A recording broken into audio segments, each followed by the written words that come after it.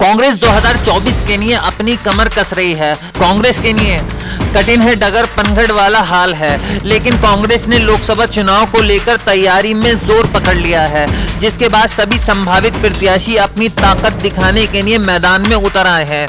इसी में एक सीट है संभल लोकसभा, जो कांग्रेस के लिए हमेशा चुनौती रही है। संभल वैसे तो समाजवादी पार्टी का गढ़ है और इंडिया गठबंधन से सीटों को लेकर सबके अपने अपने दावे हैं।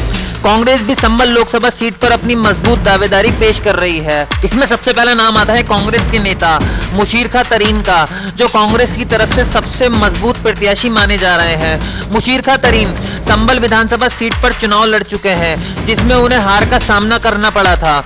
उन्होंने कांग्रेस में कम वक्त में अपनी काफी पहचान बनाई है।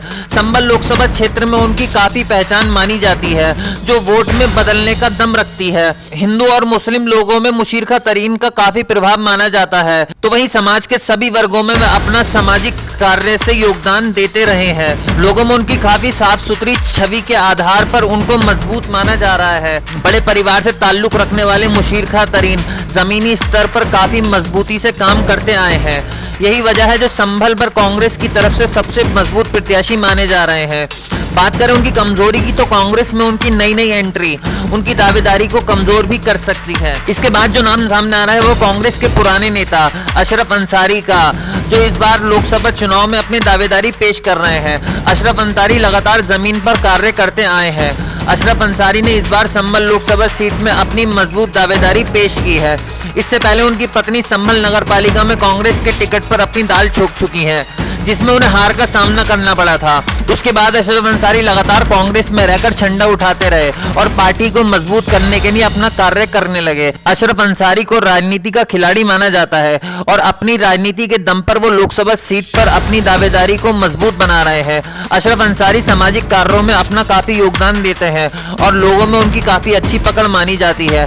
बात करें उनकी कमजोरी की, तो अशरफ अंसारी का प्रभाव संभल विधानसभा सीट में ही देखने को मिलता है और लोकसभा जैसे बड़े चुनाव को लड़ना उनके लिए काफी टेढ़ी खीर साबित हो सकता है। इसके बाद जो नाम सामने आ रहा है उसमें बसपा से कांग्रेस में शामिल हुए आरिफ प्रधान का, जो कांग्रेस पार्टी में शामिल होते ही संभल लोकसभा में अपनी ताकत बढ़ाने में लगे हुए हैं। वो कांग्रेस में शामिल होते ही पार्टी के लिए लगातार काम कर रहे हैं और उनके आने से संभल लोकसभा में कांग्रेस की ताकत में काफी इजाफा देखा जा रहा है। आरिफ प्रधान संभल लोकसभा के गांव-गांव, शहर-शहर में पार्टी को मजबूत करने का काम कर रहे हैं और लोकसभा चुनाव लड़ने के लिए अपनी जमीनी स्थिति को दिन ब दिन मजबूत कर रहे हैं, जिसका फायदा उनको होता हुआ भी दिखाई दे रहा है।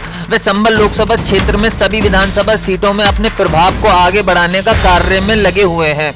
पार्टी संगठन में भी उनका कद लगातार बढ़ता हुआ नजर आ रहा है। बात करें उनकी कमजोरी की, तो कांग्रेस में उनकी नई एंट्री उनकी दावेदारी पर कहीं ना कहीं ग्रहण लगा सकती है। इसके बाद जो नाम सामने आ रहा है वही असमोली विधानसभा सीट से चुनाव लड़ चुके हाजी मरगूब आलम का, जो संभल लोकसभा सीट से टिकट की दौड़ में अपनी दावेदारी पेश कर रहे हैं। मरगूब आलम मूल रूप से मुरादाबाद के निवासी हैं और 2001 से ही कांग्रेस के लिए कार्य करते रहे हैं। मरगूब आलम की छवि बेहद साफ मानी जाती है और समाज में उनके कार्यों का काफी प्रभाव रहा है।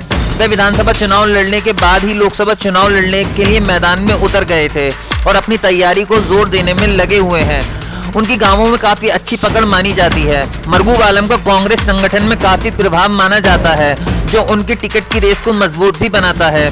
बात करें इनकी कमजोरी की, तो शहरी इलाकों में इनकी पकड़ कमजोर मानी जा रही है, जो इनकी दावेदारी को कमजोर बना सकती है। इसके अलावा कांग्रेस में कई नाम हैं जो संभल लोकसभा सीट से अपनी दावेदारी कर रहे हैं। अब पहले ये देखना होगा कि गठबंधन में ये संभल लोकसभा सीट किसके खाते में आती है। ब्यूरो रिपोर्ट, द हल्ला बोल। अगर आपने अभी तक चैनल को सब्सक्राइब नहीं किया है तो प्लीज सब्सक्राइब कीजिए और ताज़ा अपडेट पाने के लिए बेल आइकन को दबाना ना भूलें।